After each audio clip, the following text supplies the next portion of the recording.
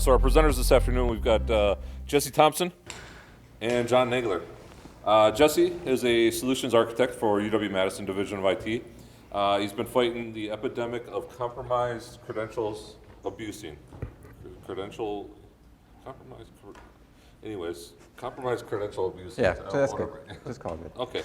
Of the UW-Madison's email service since the epidemic started around 2010. John works as a risk analyst for the Division of IT at the UW-Madison and has over 20 years of IT experience. So, without further ado, I'll leave it to these guys. Yeah. Good afternoon, everyone. Thank you for coming. Should we do that? Yeah, probably. As Tim introduced us, thank you, Tim. I'm John Nagler with the University of Wisconsin-Madison, and this is Jesse Thompson. We both have been working for the university for 20 years and working together for 20 years, so we are pretty familiar with each other, or tired of each other, however you want to look at it. Today we're going to talk about LastPass as a solution to credential stuffing. To get this kicked off, hopefully many of you are already familiar with Reply All, but Reply All is a podcast that talks about different security and digital issues across the spectrum. One of the challenges as a cybersecurity professional is finding good, any really, examples of someone owning up to an issue or reporting and then actually talking about it and getting into it. So for credential stuffing, Reply All did a whole episode called The Russian Passenger. In it, producer's Uber account was being used for Uber rides in Russia, and this gentleman is in New York, so he obviously was not doing it. So they really dug into why this was happening. I'm sure across the room we could probably come up with as many different reasons this happened as there are people in this room. As you can see, just a couple of them off the top of our head. Was it malware? Was it a keylogger? Was he on bad Wi-Fi? Was Uber hacked? Was Gmail hacked? In the course of the investigation, he did have SMS-based MFA on his account, so that was probably not it, but maybe his cell phone was hacked. Maybe just that particular part of his cell phone was hacked.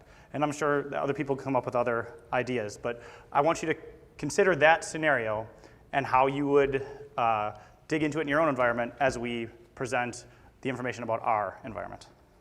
Hi, I'm Jesse Thompson, like was introduced. So the problem that we're talking about here is really about credential loss. Credentials are being used to attack the various systems in our environment. And credential loss is a form of data loss that's very noticeable because the data that's lost is then used to attack your environment, so it's easy to measure. This is actually a graph showing the number of compromised credentials that we've detected abusing UW-Madison's email service since, well, this graph is from 2014 to 2018. We really started noticing the problem starting around 2010. So as you can see, the abuse trend is increasing, and the risk of compromised credentials is kind of unacceptable when you consider that the chance of advanced persistent threats is high, because we don't really know what people are doing with these credentials before they start attacking the email system and get caught.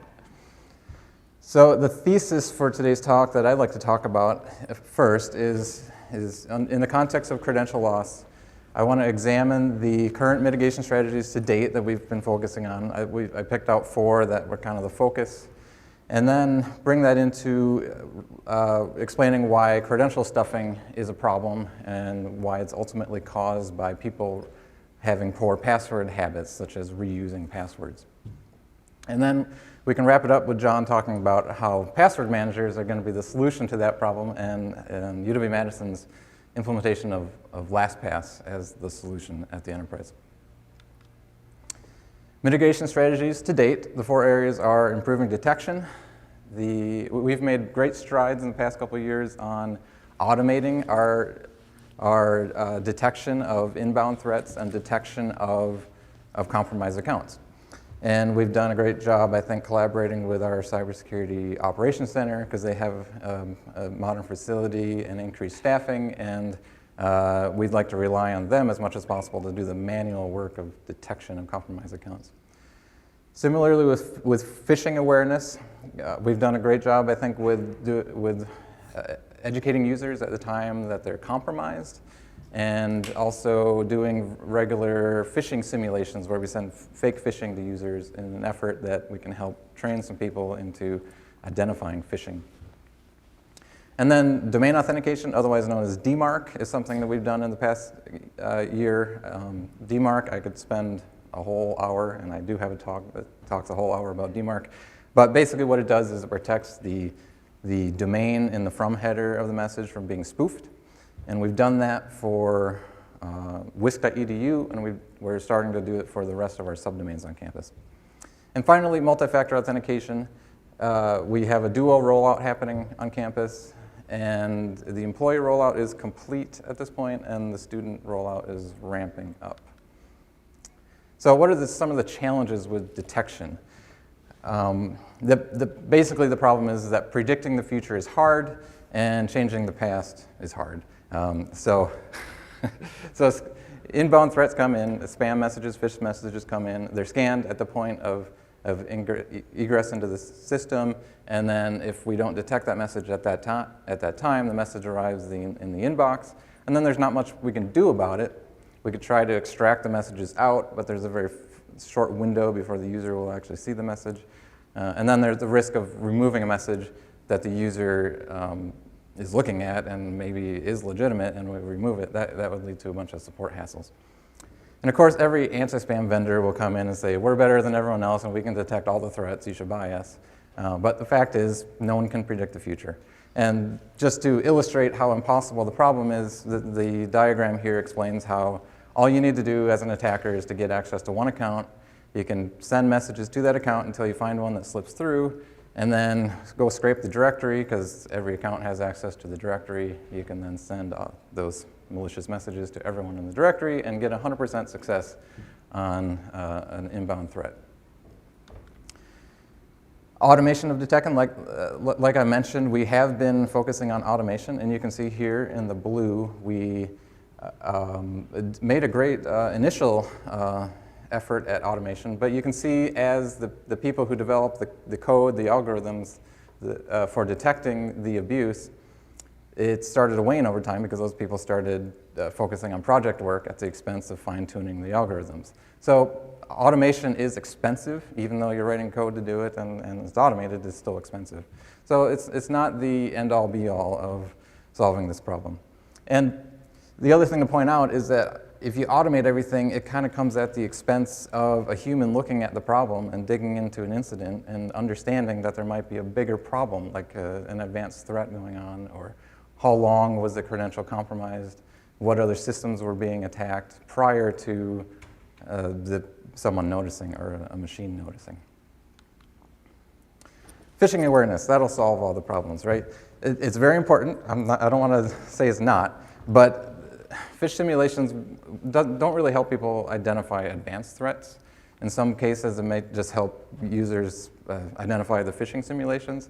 In some cases, we've seen people look at the real phishing messages that are in their mailbox and say, hey, do it sending me all these phishing messages. Are they okay to click on? And they don't realize that those are actually live phishing. So anyway, it causes a lot of confusion in some cases. So like I said, effective phishing will be indistinguishable, and there are also some potentially untrainable users, especially foreign students perhaps who don't speak English as their primary first language. Those people are going to be hard to train. So phishing awareness is great, but it's not going to be a 100% solution. Same thing with DMARC. You can see here that a lot of email clients, modern email clients, don't even show the address in the from header. So DMARC is designed to protect that domain from spoofing. But if the user can't even see the domain, then there's really no point. I mean, it really becomes not a tool for the user at that point. And then the other side effect of DMARC, which is kind of weird, is that once the industry starts adopting DMARC, that'll build a foundation of trust so that we can start trusting mail from other institutions. Well, the attackers can use that against us. They can use our trust in other domains and compromise accounts in those domains And then those messages for us will then be trusted, authenticated with DMARC. Multi-factor authentication, like I mentioned, it is rolling out and it is a very valuable tool. But you can see here that there are ways that attackers can get around multi-factor. With Office 365, which is what we run on campus, there are a variety of protocols for connecting to a mailbox. Only some of them are protected with multi-factor. The other ones are not. So we obviously need to work towards shutting down those avenues for exploitation, because the attackers aren't fazed by multi-factor with Office 365 because they know that there are other protocols that they can just use to work around it. And then same thing with other services on campus that don't integrate with the Netity web login flow. Those don't support multi-factor for the most part yet either. So the attackers, we do see them log into our VPN service, which is single factor with the password, and then go in and attack the email service at the same time. And then there are always those systems that aren't integrated with single sign-on. You've probably seen those where you get invited via email to sign up for this thing. One of them was like Teamwork PM just the other day. I was prompted to enter in a password. When users are prompted to enter in a password that's associated with their UW-Madison email address, guess what password they use? The same password that they use with their NetID. So the attackers know this, so if they know the user's password, they'll log into that system using that password. So I've covered these 4 mitigation strategies to date, and so here's a quick gap analysis. With detection, timing is the enemy. With phishing awareness, we have untrainable users, more or less. And then domain authentication, the attackers leverage the trust against us. And then multi-factor is essentially easy to bypass at this point. All right, so let's take a step onto the balcony. Are we even solving the underlying problem? Look at the blue. So this is a breakdown of the compromised accounts in 2018 versus projected 2019 based on user affiliation. So we have students, alumni, employees, and employed students. So we wrapped up our multi-factor rollout for employees at the end of 2019, I believe. 18. Yeah, the end of 2018, or early 2019. So you'd expect that blue to be almost 0 or something, right? But it really hasn't really gone down that much. And in fact, the other numbers for the other populations has gone down more. So there's not a real clear indication that MFA is like the ultimate solution to credential loss. But there is a general downward trend which might be telling us something. Maybe it means that MFA is a big enough hurdle for the attackers that they just start avoiding us and don't attack us as much. Or maybe something more nefarious is going on. Maybe they're using our credentials in a way that we aren't detecting. So that's kind of scary. A few additional observations. Brute force is happening. We can see it in our logs. And I did a scan the other day, and I saw that 2/3 are connecting from IPs that they only connect like 5 times per day. So we're seeing some very patient activity going on where you can tell that they're guessing and they're using a lot of IPs to do it. So if it's a single IP making a single authentication that's either successful or failed, we can't really tell if that's legitimate or not. Because if it logs in successfully, should we just assume that that was a user authenticating? Or should we assume that was a malicious actor that logged in through a botnet? The other thing to point out is that Duo, at least the way it's configured here at UW-Madison, is it only prompts after you successfully authenticate, which means that our primary authentication service can still be used as a way to brute force validate passwords. So we still need to protect the first credential, the first factor, because if Duo if we've given up on our first factor, that means we're completely reliant on Duo, the second factor, as now we're back to a single factor authentication at that point. And then finally, we did notice that 6% of users were compromised multiple times in 2018. And that also aligns with the phish simulation training that we do with PhishLine. So that could be a training issue, but it could also be an issue where users have multiple go-to passwords, where they have like 3 or 4 passwords that they use on every site, and when one of them gets compromised, they just switch to the second one, and then that one gets compromised. So it could be either. We do have anecdotes from some users. it's really hard to, as John mentioned, it's hard to really get these anecdotes. But some people claim that they're adamant they were not phished. So, I mean, we could believe them, we could not believe them. We've seen users who claim that they reset their NetID password when they reused it, but they didn't change it for their UW-Madison NetID, they only changed it everywhere else. Well, if that password was then breached in a third-party system, they'll still try and log into UW-Madison system. And then poor password manager practices. For example, you may start adopting a password manager now, but then import all your passwords that are reused. So the user needs to get towards moving towards unique, secure passwords. So what can we conclude? We can conclude that mitigation strategies are not 100%. There's evidence of brute force. Their users are probably still weak link. We have blind spots. I don't think I mentioned this, but with the shift to Office 365 has made our ability to see some of the threats more difficult. And compromised credentials aren't solely caused by phishing. So we essentially see evidence of credential stuffing. So this is the definition of credential stuffing. And so basically it's the automated injection of breached passwords through botnets and things like that to gain access to user accounts. And at least according to the OWASP website, it claims to be one of the most common techniques to take over user accounts. Maybe as common as phishing, maybe more common. Well, it's hard to say for sure. So this XKCD article just came out last week, and it was like perfect for the talk, so I had to put it in here. But basically how it works is there's lots of data breaches. This third-party database dumps. People are reusing their passwords across all these different sites, and then the attackers gain a boatload of username password combinations and then use a botnet to try that password against every system on the internet. So they are heavily scaled out. They can heavily automate this type of attack.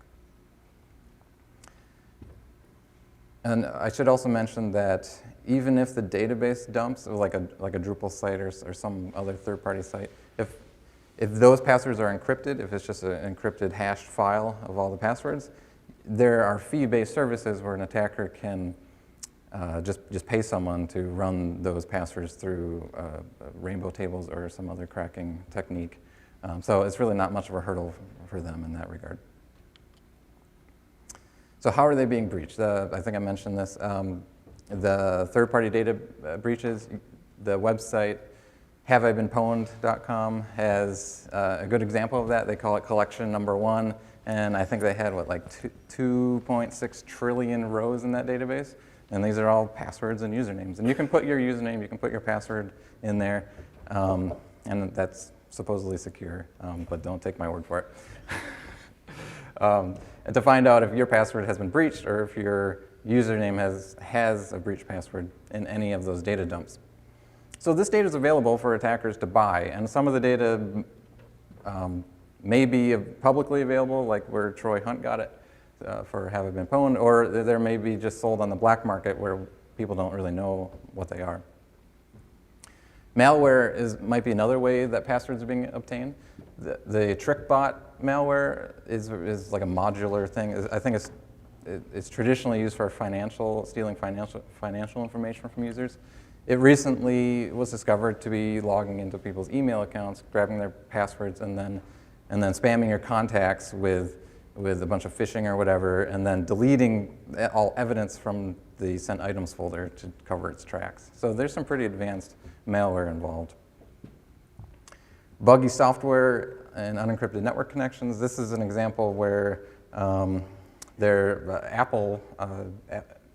iOS, the Exchange client, prior to version 12, actually had a bug where it would send the user's password in plain text over the wire, and it would ping it every minute over the ActiveSync protocol. And so Apple has since fixed that, but for years there was a certain percentage of users that might have been in the situation where their password was just beaconing out, and if that was happening over a network like in this building, that your password was right there in the clear for someone to take. And then, of course, brute force password guessing and phishing attacks are going to get smarter because we know that the attackers have a lot of sophistication with botnets, and they have a lot of data from all these data breaches to make their phishing campaigns even smarter. A little bit about the economics of why this works from the attacker's perspective. For a small amount of money, for $600, it looks like they can make $20,000 worth of profit. That's pretty good business in my mind. And it's not like they're targeting UW-Madison's credentials. Our credentials are just getting caught up in these data breaches. They just happen to find our passwords, and when they find them, what are they going to do? They're just going to use them. They're going to take it. They're going to log into Office 365 and do what they can. All right, so this is my last slide before I hand back to John. What if some people say, what if my work address? What if the attacker doesn't know my work address and the third-party data breach was with my Gmail address? Surely the attacker can't figure out that I have a different email address. But there's been data breaches of marketing firms, ad firms. You can Google for your home address or your name and find your work address. Your LinkedIn profile your friend might be breached with their LinkedIn, and then they can get both addresses. So I'll leave it there to hand off to John to finish up the Reply All story and talk about password managers. Thank you, Jesse. Uplifting conversation so far, huh? Everybody's really excited. Let's keep going, right? Woohoo! The internet. So, to wrap up the story, so we've talked about the beginning of the story. We've showed you our cards and what we're seeing. In this story, and if you haven't listened to this, I would recommend it. I am going to spoil it for you, so it won't be quite as good. But I did give you the spoiler alert, so plug your ears if you want to listen to it and not know what's happening. So they dug into it, and from the best that they could conclude, it was a password breach at either LinkedIn, Dropbox, or MySpace. Because this producer used one password, he used it everywhere, and these breaches came out, he wasn't aware, and he didn't change his passwords, and next thing you know, there's free Uber rides on him.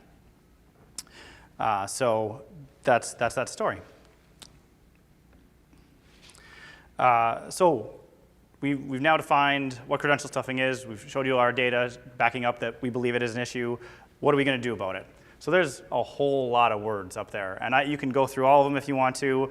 There's probably even other options, but for us, LastPass was the low-hanging fruit that we are going to use to address credential stuffing. Any password manager will work, but for the university, we've landed on LastPass. And again, we're really good at typing. We are very good at making words. Some say we have the best words. But not all password managers are created equal. And you can go through this, but password manager to some people might be a sticky note, could be Excel spreadsheet, could be whatever. You might be using maybe an out-of-date password manager. But again, there's lots of ways to do this. But again, for us, LastPass was the solution to this problem. It is a good password manager. It's been vetted up and down. It doesn't store your passwords unencrypted in the cloud. As a test, you can set up a LastPass account personally, forget your master password, do whatever you can, pay LastPass for a premium account, do whatever you can. They cannot reverse your password and reset it for you. They can't get into it. So they don't know your passwords. Another issue that we commonly hear about is, well, wasn't LastPass breached? And you're absolutely right, it was breached. I think there have been 4 incidents in the last 8-9 years with LastPass. Very different ones. There was a Heartbleed issue. There was a couple extension issues with the browser extension in Chrome, but they quickly fixed those issues and then were very open about what happened. So to us, that's great. Being a great cyber citizen and a great product owner. So just the fact that they did get hacked does not mean, or their products had issues with them, does not mean that they're a bad product. Ultimately, LastPass it uses secure password storage. It's very easy to generate strong passwords that none of us can possibly remember. Well, okay, maybe a couple of us, but most of us can't remember. You can have very easily create unique passwords for each account and get some reports to see if you are using, My Fluffy Bunny 1 on several accounts. It'll pop that up and it'll say, hey, John, maybe you shouldn't use My Fluffy Bunny 1 on all these different sites you're using, and it'll encourage you to change that. In addition, they've got, for a limited subset of the internet, but they have automatic password changing. So if I see that, for example, let's say my target password is fluffybunny1. My email address is jesse.thompson@wis.edu if you want to try that. But I can just click a button and it'll log into LastPass or log into Target for me, and then change the password and store that password back into LastPass, which is a really cool feature. And it, ultimately, like a password is just a tool that we use to verify who we are to get in. This makes it completely, just an invisible tool that you don't need to know your password. You just click a button and you're in. So the bonus points, it's also got a browser plugin that we strongly recommend using. And sorry, the Wi-Fi popped up on mine. Because it is intelligent enough to stop phishing attacks. So for example, target.com. Maybe Jesse wants to get me and he buys targol.com. And I missed the fact that there's the L on there, and I type my username and password in there, and he's got my account now. Oh, it's FluffyBunny1, so you already got it. But the browser plugin will look at that and say that is not Target, so it will not autofill. And then me being the intelligent person I am, will be like, why isn't this stupid thing working? And then I'll look at it and like, oh, it's Targle, not Target. And then I'll be like, Jesse, you almost got me. Good work, buddy. So there's a couple of features that LastPass has that we really liked in selecting it. Again, I mostly addressed these already, but it's convenient. It's as close to frictionless as possible to use this tool, so so users won't be tempted to reuse passwords because it's easy.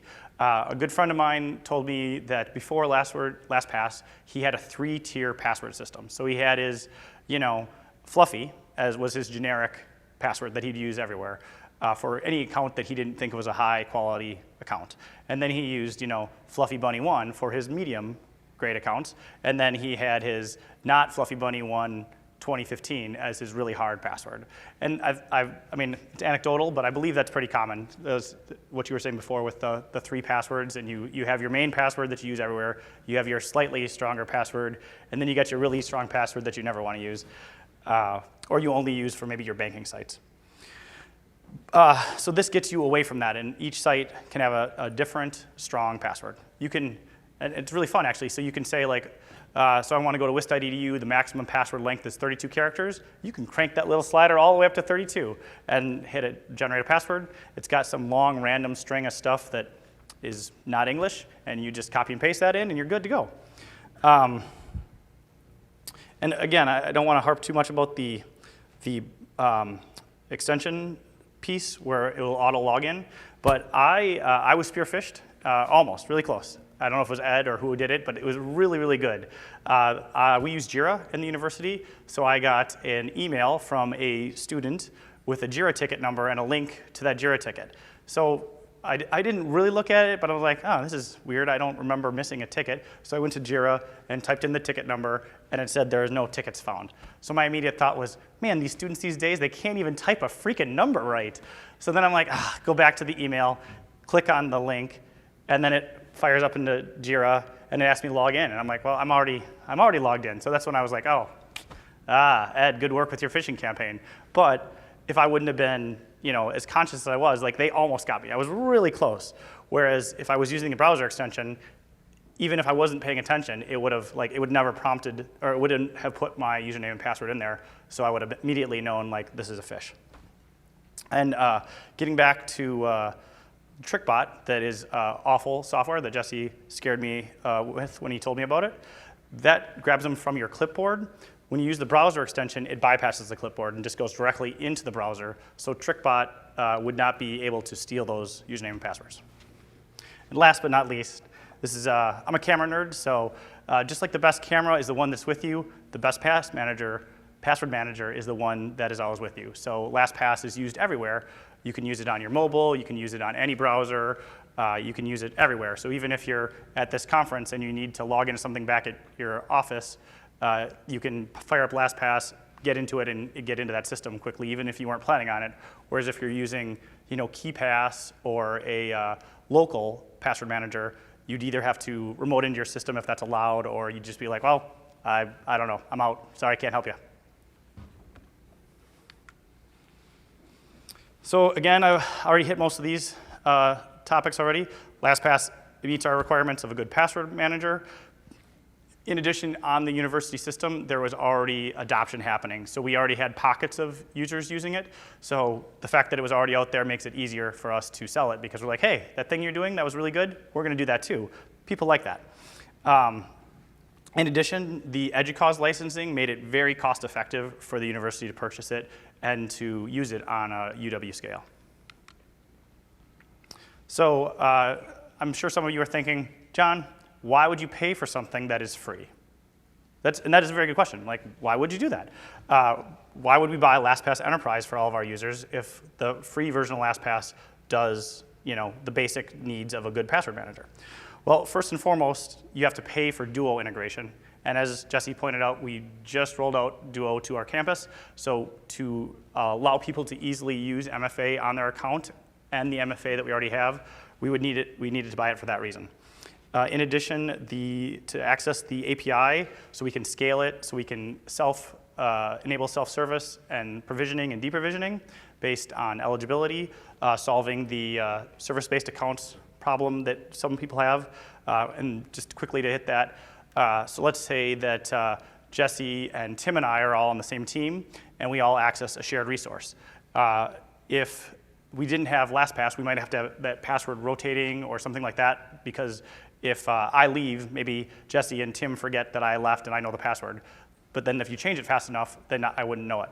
With LastPass, if the password is stored in LastPass and then my employment with the university ends, we could immediately deprovision that person automatically, so then they don't have access to those passwords anymore, thereby solving that problem for us.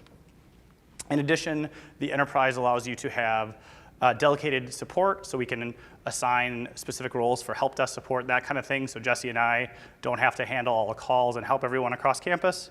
Again, shared folders, like I was just talking about, and it also allows for enhanced logging and alerting for our Cyber Operations Center. They don't have anything to do, I heard, so we'll give them some more tools and things to look at. But I don't want to pat ourselves on the back just yet. I imagine that you guys are all probably going to rush out and start implementing LastPass wherever you can. You might be evangelists for it. It's funny, going into this, I'm like, Jesse, I don't want to be a LastPass salesperson. He's like, don't worry, you won't be. So I am, for sure, a LastPass salesman. But honestly, use whatever password manager you want that meets your criteria. But here's a couple things that we are dealing with, or that we thought of, had to make decisions on in our rollout to campus. So the first one, single sign-on. So that's our NetID and password. That is a question for everyone, really. So on the one hand, it makes it easy. You just use your NetID and password and you're into LastPass. But on the other hand, then you can't secure your NetID and password in LastPass. So we decided to make it a standalone environment. So then you can have a very strong NetID and your NetID is your NetID, but you can have a very strong password that you might not even know that protects your single sign-on for the university. Because, as Jesse pointed out, UW's first factor is not, it could be better protected. How about that? And this also helps with that to make it so people aren't reusing passwords. So you have a very strong LastPass passphrase, so my fluffy bunny 2019, because we're rolling out in 2019. And that'll get me into LastPass, and then I have my crazy passwords that I don't even know for everything else. What to do with the existing LastPass users? That is an issue they might run into if you have early adopters that you didn't know about. Child tenants might be difficult to support in the long term. You might have to fold them under your bigger tenant. You might have to migrate them. We're kind of still working on that issue, but it's just something to be aware of. And then last but not least, automated deprovisioning is a great idea, and it'll solve a lot of problems. but what if, Jesse leaves the university and he's got all of his personal accounts shared or saved in his enterprise account, then he loses access to all that stuff immediately as soon as he loses access to the university. So that is an issue. We're working on addressing that. If you link a personal account to your enterprise account, you can see all of your personal stuff in the enterprise, but the enterprise can't see what you're storing in there. And then if you lose access to the enterprise, everything's still in your personal. But it's a little more complicated. It's a little more setup. People might not want to do that. So that's just another thing to be aware of. And here's a couple things we have for the future. Through our G Suite instance on the university, we could automatically install the LastPass extension into anyone's Chrome browser that they sign into with their NetID and password. This would help, in theory, drive adoption and make it just really easy for people to find out about LastPass if they don't, because if they don't have an account or haven't signed into it, there'll be a little gray extension up there, and people will be like, oh, what is that? They'll click on it, and then, oh, what's this LastPass? And then they can get in. And if they do have it, or if they already are a LastPass user, it's just one less thing for them to do. Another thing we can do is, currently, if your account is compromised, you have to watch a video that talks about how not to be compromised. We could revamp that post-compromised user video, and we could add some LastPass stuff into it and help encourage people to use unique passwords everywhere they go. And maybe this would be an opportunity, like a touch point, to say like, hey, this happened to you. We don't know exactly why it happened. We believe you. You weren't phished. So maybe you're using the same password everywhere. Here's LastPass. This will fix that problem. Gesundheit. Last but not least, I talked a little bit before about the LastPass automated password feature. Currently, our NetID password change page is a work in progress. So we could maybe revamp that to allow LastPass to automatically change that password for users as well, and then store it back in LastPass. So that's all we have today. If anybody has any questions, we're happy to answer them. We thank you for coming, though. And go ahead. What do you got? The question was: is the app, the LastPass app, is it like basically just a browser, a click to a browser link, or is it an actual application? So for Android and iOS, it is a full-fledged application. But presumably, if someone still had a Windows phone or a BlackBerry, maybe you could use the web interface on that device to get to your passwords. But it is not designed for the older phones that are end of life. So. And at least on the Android version, maybe the iOS version too, it'll use the accessibility features of your phone to detect that a password prompt is happening, and it'll fill it in for you. Yes, they in the most recent version of iOS, they added that. So if you're trying to log into something, and you have LastPass installed and enabled, it'll pop up and say, hey, you have a LastPass password for this site. Do you want to use it? And you just click the button, and it enters it all for you. Yep. So the question is, are there admin roles for delegation, I believe? Yeah. So yeah, there are admin roles for delegation. Yes. That's something that's still a work in progress. But you can define for our implementation, but LastPass has that. Yeah. LastPass has those features, so you have, it's got a help desk user that you can set up, or like an admin or whatever you'd like. But so did you ask? Is there a permission issue with installing the extension? Maybe that's getting a little deep into the weeds. As soon as you log into LastPass, LastPass defines what roles you have within the LastPass tenant. Oh. What's installed on your computer doesn't make a difference. Correct me if I'm wrong, but I think what you're asking is, does a local user need to have admin access to their desktop to install the LastPass extension? Is that what you're asking? No. Oh, you got it? Okay, never mind. I think there's a question over here. The question was, have we made it a requirement for all staff to use it? Sorry, Jesse, go ahead. Oh, I don't know how you would enforce it. I think it's a matter of just convincing people to have good password habits and to not reuse their password. I think maybe the only thing you could do is like what was on one of the slides that John said he wasn't going to talk in every detail about, is if we see any of our users' passwords in a database dump of the 2.6 trillion rows, maybe we could force reset those passwords and then convince people to adopt LastPass at that time. But there's no real way to get people to use a password manager. Aside from so there is the potential. So with the automation, if your account is compromised and it's automatically disabled, we could, presumably write a policy that says you have to at least create your LastPass account and sign into it once, and like go through with the help desk to configure it. But we couldn't legislate usage. I mean, we could have reports, I guess, and say like, Freddie Smith got compromised and then he never used his LastPass again. But we haven't gotten that far yet. But that is a good question, and an interesting idea to try to drive enforcement.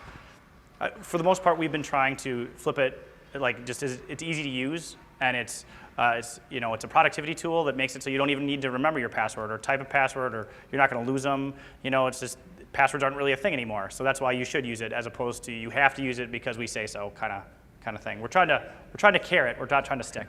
Enterprises, if they start adopting it more, it will get enforced.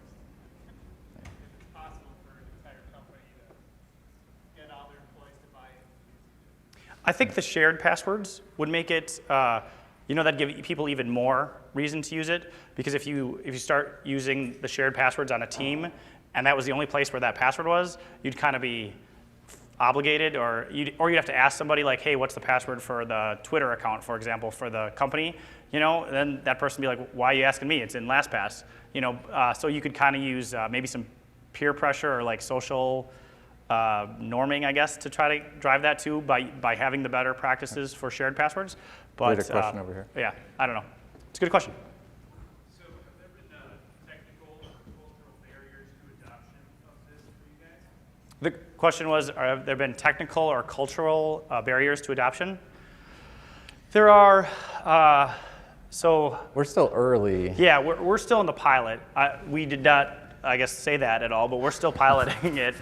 We're like 2 months in, so I we're still have very trouble much. getting my mom to use it, and that's like an example of what I think we can expect with the general population. As a cultural, a potentially cultural issue, and this is an issue for Duo or any MFA as well. There are some professors who don't want students to be able to use their phones in a test, but you have to log in with your NetID and password to access the test.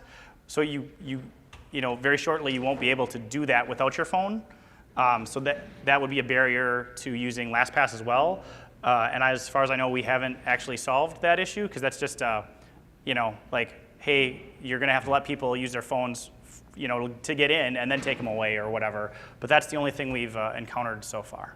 And some people are just afraid of putting their secrets in the cloud because they think that LastPass has all their passwords then, and that might take a little bit of convincing that that's not really true. I mean, yeah, they could have a bug in their client, or there could be some vulnerability that isn't disclosed yet. But ultimately, we have to trust that the vendor is being a good steward of that data and is responding to any security reports that the cybersecurity research community is discovering. I guess we're getting the hook. So if anybody has any other questions, feel free to come catch us afterwards, or there are right there. There's our emails. Just really briefly, those are the podcasts that we enjoy and recommend to anyone who has any kind of security, itch that they need scratched, and they need fresh content from decent creators. Those are some of them. But yeah, please reach out to us or email us if you have any other questions. And thank you, everybody, for coming. Cool. Thank you.